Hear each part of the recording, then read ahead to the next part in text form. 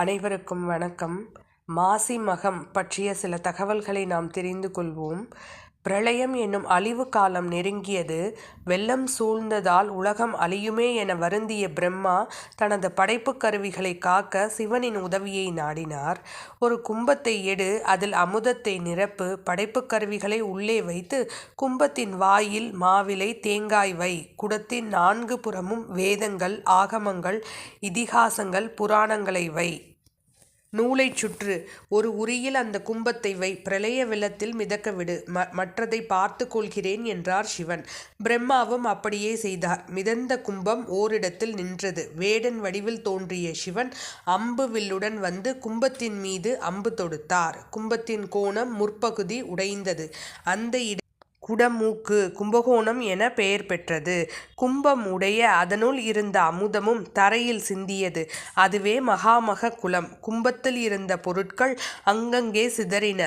தர்பை ஒரு லிங்கமாக மாறியது.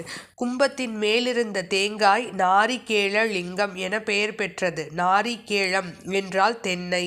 அமுதம் சிதறி கிடந்த மணலை சிவன் கையில் எடுத்து லிங்கமாக வடித்தார். அதுவே கும்பேஸ்வரர் என்றும் அமுதேஸ்வரர் என்றும் பெயர் பெற்றது. பிரளய வெள்ளம் வடிந்ததும் நிலைமை சீரடைந்தது. சிவபெருமான் லிங்கத்தில் ஐக்கியமாகி இருக்கும் தகவல் பார்வதியை எட்டியது.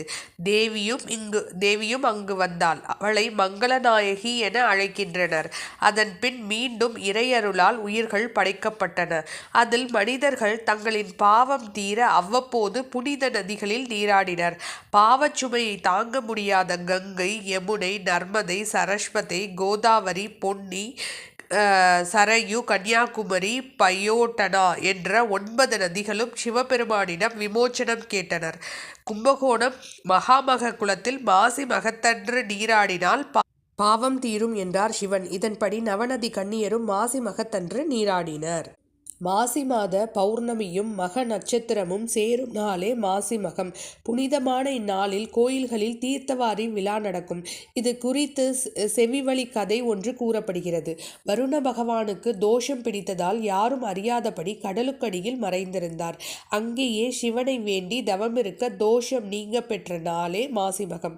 மகிழ்ச்சியில் ஒரு வேண்டுகோள் விடுத்தார் வருணன். எங்கெல்லாம் நீர்நிலை காணப்படுகிறதோ அங்கெல்லாம் மாசி மகத்தன்று தீர்த்தவாரி நீராட எழுந்தருள வேண்டும் என்று அன்று நீராடுவோரின் பாவங்களை போக்கி அருள வேண்டும் என்றார். இதன் அடிப்படையில் மாசிமக விழா நடக்கிறது.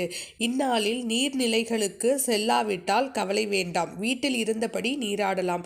வருண பகவானை பிரார்த்தித்தால் மட்டுமே போதும், பாவம் நீங்கும். இந்நாள் குறித்து இன்னொரு கதையும் உண்டு.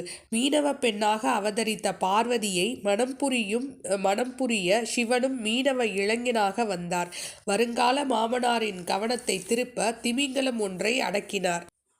அதன் பின் பார்வதிக்கு சிவனுடன் திருமணம் நடந்தது. இருவரும் கைலாயம் புறப்பட்ட போது தங்களையும் என் மகளாக அவதரித்த பார்வதியையும் எப்போதும் தரிசிக்கும் பாக்கியத்தை நான் பெற வேண்டுமே என்று பார்வதியின் தந்தை கேட்டார்.